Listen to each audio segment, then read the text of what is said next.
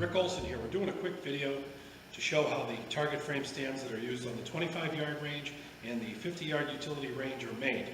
It's a pretty quick, simple, basic, and easy process, and this video will illustrate just how easy it is.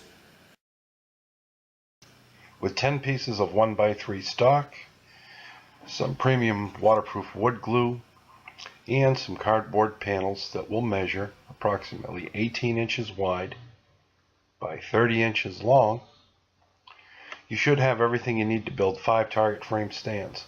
Ensure that you have enough cardboard to complete the project. These are some of the basic tools we're going to use. We're using a chop saw. We're going to be using a stapler, an electric stapler.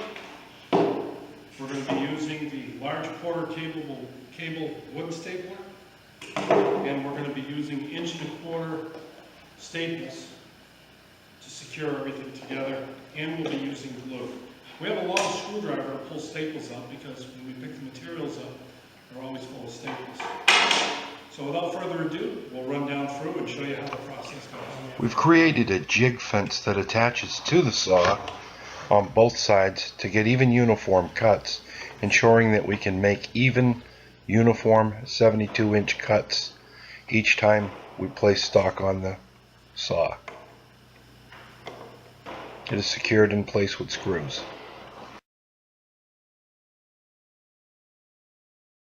And we also have additionally a fence to create the 18-inch pieces. So this is how we start out. First thing we're going to do is cut all of our stock in anticipation of creating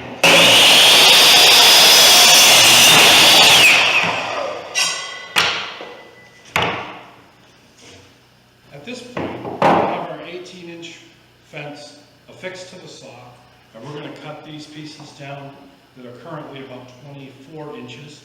So basically, we're just going to go through, we can cut them 3 at a time.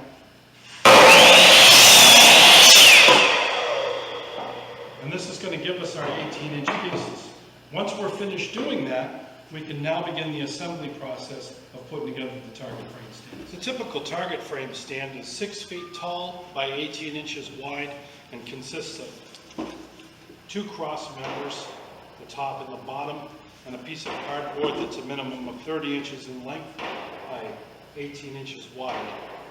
This is how we're going to construct these. Now that we've got all our pieces of lumber completely cut to the dimensions that we need, we're going to go and we're going to cut our shorter pieces of lumber. We've cut the 72-inch pieces. Now we're going to cut the 18-inch pieces down to size, and we'll begin to construct our target frame stands. What we've done here is we've created a jig to enable us to blow through a lot of these in a very short period of time.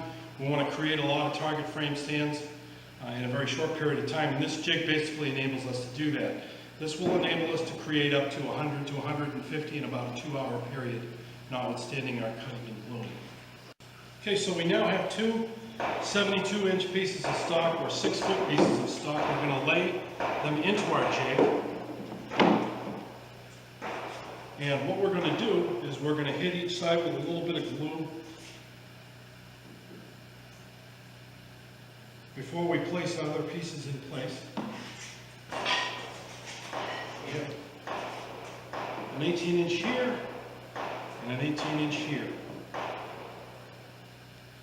And at that point, we're going to use our stapler to staple them into place.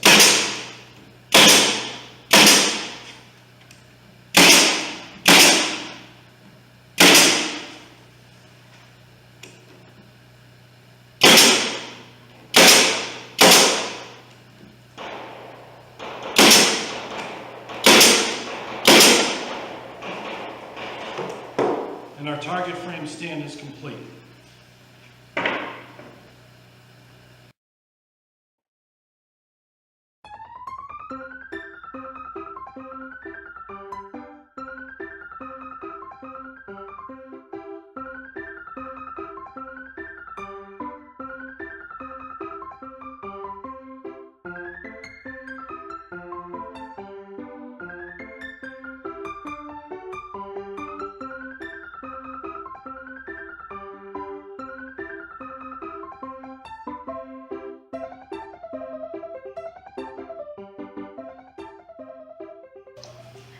With the completed target frame stand, we then add a light bead of glue for the cardboard to stick to it.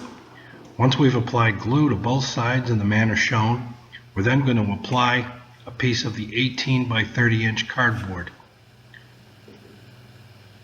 Once the cardboard is applied, we're going to use the stapler and staple the cardboard in place, thereby securing the target frame stand.